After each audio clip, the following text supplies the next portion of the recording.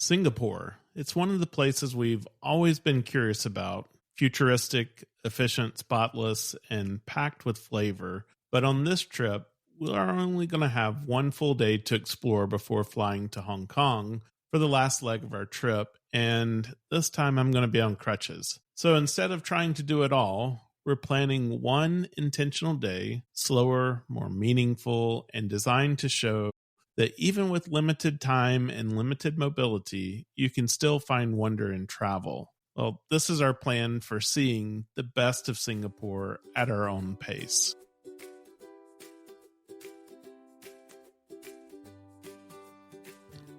We're Scott and Melissa, the Sunshine Travelers. We're all about exploring the world and sharing the journey with you, whether you're a seasoned traveler, dreaming of your next adventure, or just here for the stories.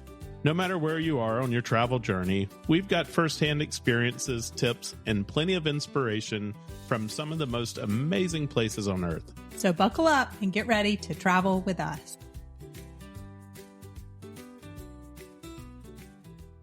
Well, Melissa, it looks like we're going to do another cruise with me having some type of mobility issues again. I've got an MRI this week, but it's not looking good that this will be a short-lived injury. I wish I could say that we were doing something exotic when I injured myself, but I believe it happened while we were in Austin at the F1 race a couple of weekends ago, and really we were just walking. Yeah, so we actually ended up walking a good bit that weekend. I think a lot more than we had thought. So, yeah, who knows? I mean, I've broken my foot before, like walking downstairs and my ankle. And then I strained my peroneal tendon running that marathon that time. So I do sympathize with the pain that you were in because I literally could not walk. So I am understand. Glad that we have that recorded. So I'm wondering, I know I asked you this earlier, so we'll have to update everyone. I'm wondering if like a knee scooter is going to be a good idea. That's what we had the last time we did the cruise. And of course we did a couple of trips that time when you had the knee scooter, and that did help some, especially if you're going to be like in a boot or something. So I guess we will find out and an update. So Scott, that brings up another story that I wanted to talk about quickly before getting started on Singapore. So when we left for Austin, we got all the way to the TSA line and Scott realized that he did not bring his wallet. Yeah, well, normally that isn't a huge deal, except my ID was in my wallet. And so we wanted to talk real quick about what happens if you try to go through TSA without an ID. And Scott, I wanted to briefly say that I knew that you could do it. It just requires some more steps. We didn't feel like though we had like a huge amount of time. We were running a little bit behind where we normally like to be, even though Jacksonville doesn't take that long. We had to park and take a shuttle. And so I was just like, okay, we need to hurry and like get this process going. So unfortunately though, I think like if you were at a super busy airport, like you might be hard pressed to like make your flight if this happened, just FYI. Yeah, so let's talk about it like in terms of you didn't leave the house and forget your wallet, but maybe your wallet was lost or stolen on a trip, and now you've got to go through TSA without an ID. And it really wasn't a bad process. It just takes some time. So let's talk a little bit about what that was. They had to call over a supervisor, and she came and had some notes and a couple of forms that she had to fill out and that I had to sign. And then she called someone on the telephone. Now, I don't know if she was calling like the head of the TSA or somebody in an office. I don't know who she was calling. Thankfully, someone did answer. And they asked me several questions through her. And so it was questions like my full name, my birthday. She told me to be prepared that the questions might even go as far as like, what's the nearest hospital to where we live and things like that. It's things that you couldn't just happen to know about someone. For me, it was about what kind of car that I have registered. They asked about someone who is related to me and their birthday. And thankfully, I knew all of that information. But we have heard that they can ask you things like, what is the nearest park to your house or something like that. And if you don't happen, or a church closest to your house, and if you don't happen to know that information, you might be a little bit stuck. Yeah, so I was actually talking to another TSA like supervisor while I was waiting for you, and that's what he was telling me. He said, "I don't know if I could pass this," like because he knew, I guess, from experience, like what they ask, and yeah, landmarks and different things like that, and also to know that then they thoroughly search your bags as well, so it doesn't just go through the scanner; they have to physically like look through your bags. Yeah, I told the poor lady, and I think she was having a bad day. And I just want to, shout out the Jacksonville TSA people because they're just always so friendly. But I think in this case, she was having a bad day. They're not getting paid right now, they're working. And so as she was looking through, I just kind of found the right moment and said, I am so sorry that I don't have anything interesting in there for you to look at. And she just kind of smiled and finished what she had to do and gave everything back. I told her, I said, I really do hope that your day gets better as it goes along. So another interesting thing is that as we were starting this process, the people at the TSA asked you, well, don't you have your digital ID in your wallet? Yeah, that sounds like a great idea, except for Florida's not one of those states where you can put your digital ID in your wallet. And which I thought that was kind of funny that the TSA people in Florida were asking me that question. And then so I pulled it up and I showed it to them. And they're like, well, I'll be. And it very well could be because we are close to Georgia and maybe some of them live in Georgia. Georgia is one of the states that you can add it to your digital wallet. And the one that we are referencing is your Apple Wallet. So there's other ones that are Google Wallet and different things like that. But so currently at the time of when we're recording this, and this could change at any time, but 11 states plus Puerto Rico, you can currently add to your Apple Wallet. You can also go, because I was curious, you can also go to the TSA website and look to see like what states and some other. So there are some other states, but they get saved somewhere else as well. And there are signs, for example, when we left Austin, there are signs that says you can use your digital ID here.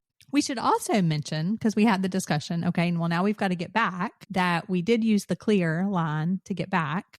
There's not one in Jacksonville, but we have that. We use that in Austin. Technically, you're supposed to have your physical ID on you, even if you have the digital ID or the Clear. But of course, that was lucky in our case. And let me just say that having a picture of your ID is not sufficient because we did have a digital picture of my ID, but they cannot accept that. And just so you know, that digital ID, you have to actually add that to your phone when you have your physical ID on your person, right? So like you have to do something and scan it and that kind of thing. So it's not like you could just say, oh, I don't have my ID. So anyway, so just don't forget your ID. I think we're very aware of this and making sure we have it when it's a passport. So yeah. I'm curious, has anybody else ever had this happen to them before? And if so, what was your experience? Shoot me an email, scott@sunshinetravelers.com. because I'd love to hear your whole story. So, Scott, let's talk about the good news for this trip. From what we can tell, Singapore seems like it's amazingly accessible from, like I said, from everything that we are reading. Yeah, I've been reading about it as someone who's going to be hobbling around. And I have to say, it seems like Singapore might be one of the easiest cities in the world to navigate, even with mobility challenges. So it's probably a good thing we're not, say, going to Italy. Yeah, definitely a good thing we're not going to Italy or Mexico where the steps may be a couple of feet. Santorini is another one probably.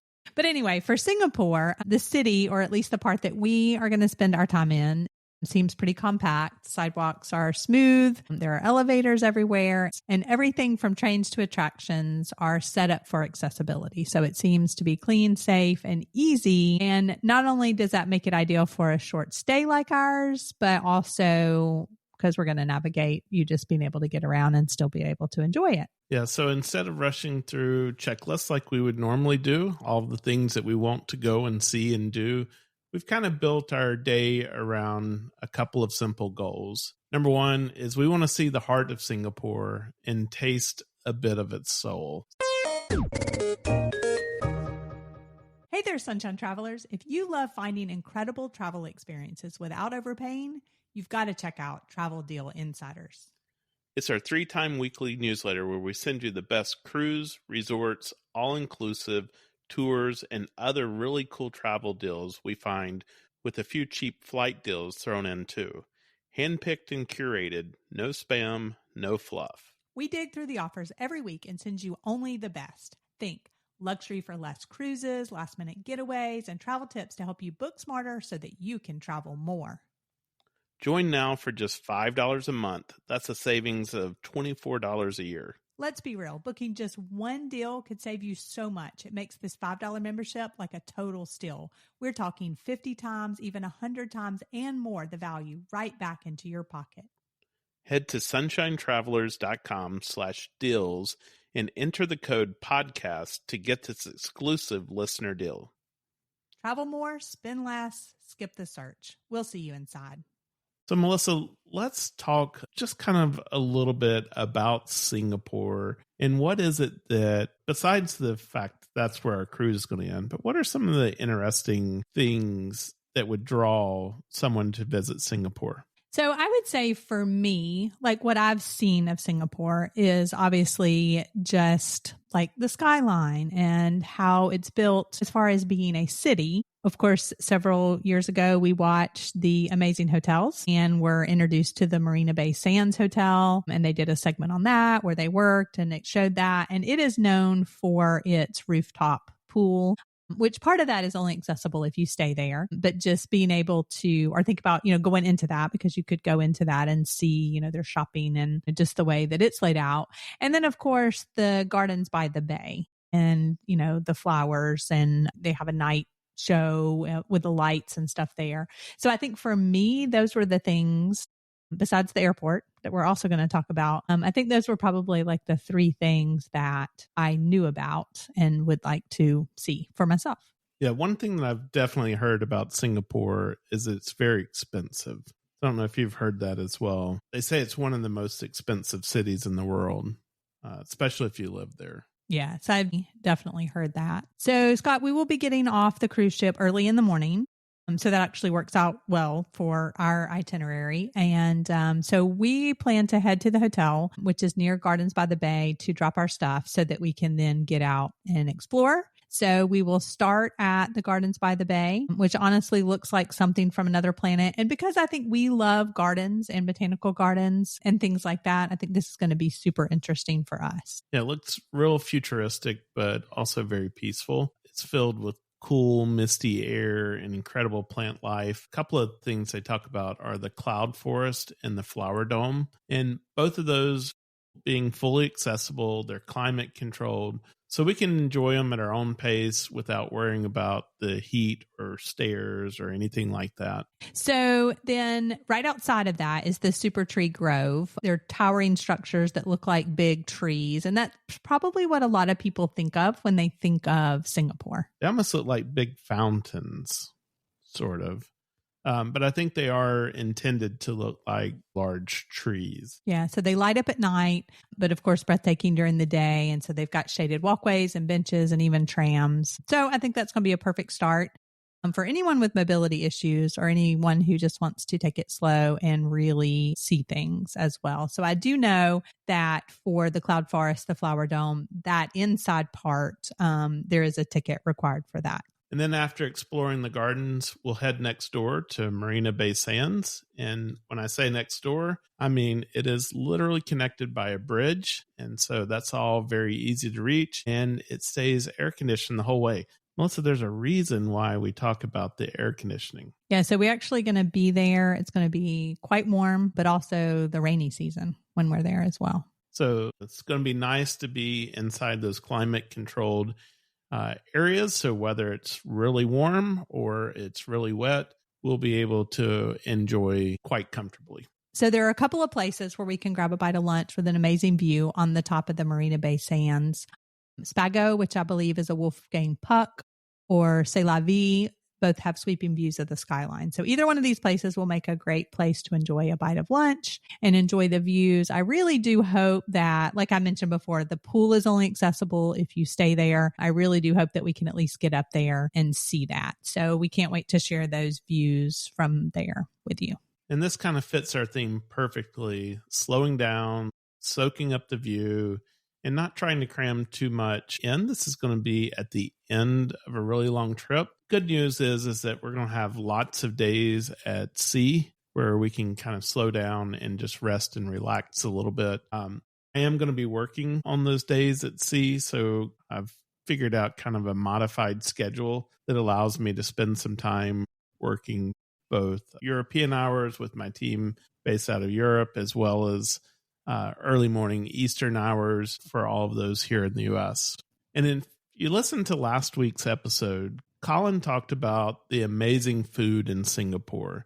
He even talked about some of the hawker places that have a Michelin star. So think about this. This is a little street food that has a Michelin star. Yeah. So I'm curious if these will be the same. I assume so, more like a food court type of a place, right? But they're run by individual people. So like we think of it probably more as, like you said, street food or little food trucks or something like that, these individual families. So maybe we should probably just like do a snack up at the top of the Marina Bay Sands or a small bite and then save our appetites for the Hawker Center. So Scott, we've narrowed it down probably to, and I'm not sure how you say it, but maybe Lau Pa Sat, which is right in the middle of the financial district. And so that will be easy for us to get to from Marina Bay as well. Yeah, they've got everything from the satay skewers to chili crab to the Hainanese chicken rice, which Colin also talked about, all in an open, covered setting that's level and very accessible. Yeah, and hopefully we will be like a pro at this after we experience the ones in Malaysia. So this will be after that. So we'll probably record a little segment there so we can describe the sounds and the smells and just that incredible energy of shared dining, because he did tell us that places like this are definitely a place where locals go. And I think this is probably going to be one of my favorite parts of the day. We don't have to worry about making reservations there. You just go and enjoy a meal that is so central to who Singapore really is. So, Scott, after that, I think to end the day, we'll stay nearby for the Spectralight and Water Show at Marina Bay. Yeah. So this is a free thing, kind of like, I guess, going to Vegas if you wanted to try to compare it to something. There's plenty of benches right along the promenade, so we can grab a seat, take in the skyline, and just watch the show unfold. Yeah, so I think that's going to be a great way to just wrap up our short time in the city.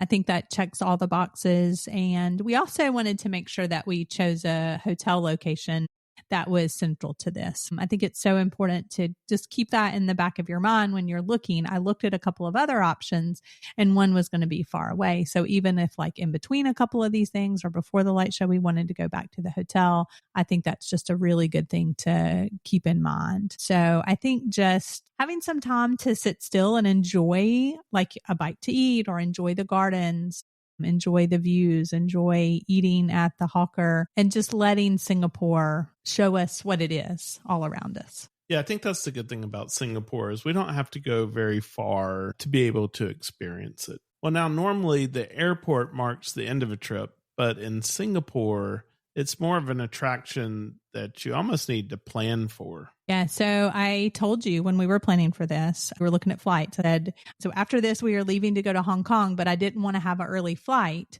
but I also don't want to plan anything. Like we need to get up and we need to go to the airport, which really seems strange, but because we'll be heading to the Jewel Changi Airport to leave for Hong Kong, it is the home of the rain vortex and it's the world's tallest indoor waterfall. You may have seen pictures or videos of that. It's surrounded by lush gardens, suspended bridges, cafes, all designed to be accessible and easy to navigate. So even if you're on crutches, hopefully you can still wander it and maybe sit with a coffee and just take it all in. And so, like I said, our plan is to just get there in plenty of time in order to relax and enjoy this. Now, when looking at the location of this is also what's interesting because there's also lots of shops and all kinds of things here. And when you look at the name of the airport, it doesn't say airport on Google.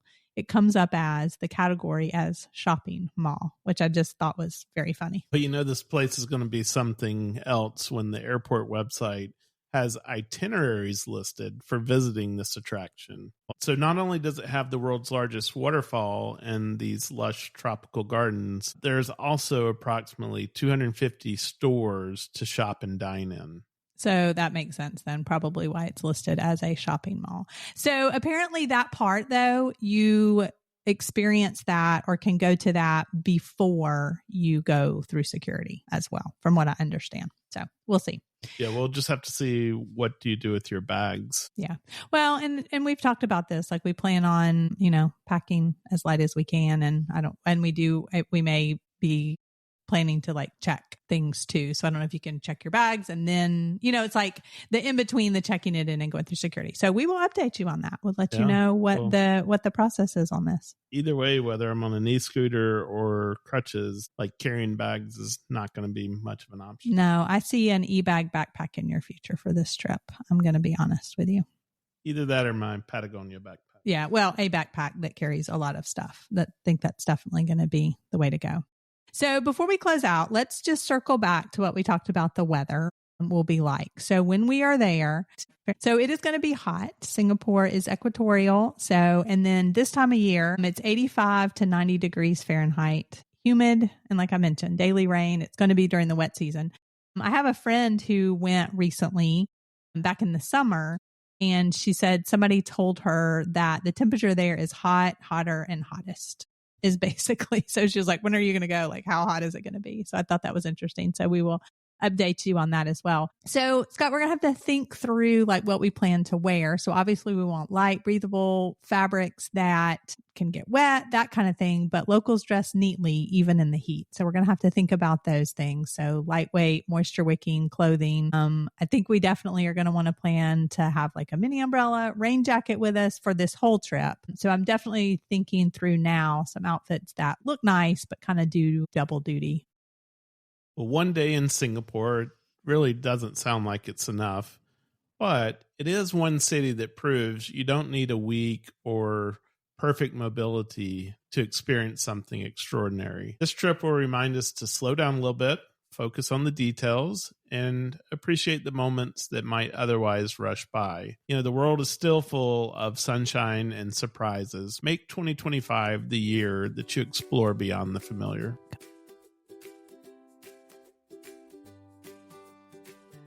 That's a wrap on this episode. We hope it gave you some inspiration for your next adventure. If you enjoyed the show, we'd love for you to leave us a 5-star review on your favorite podcast platform. It helps others find us and keeps the travel conversations going. Don't forget to follow or subscribe so you never miss a new episode. And come hang out with us on Instagram or Facebook at Sunshine Travelers Podcast. That's Travelers with 1 L. Most importantly, share this episode with a friend. You never know, they just might become your next great travel companion.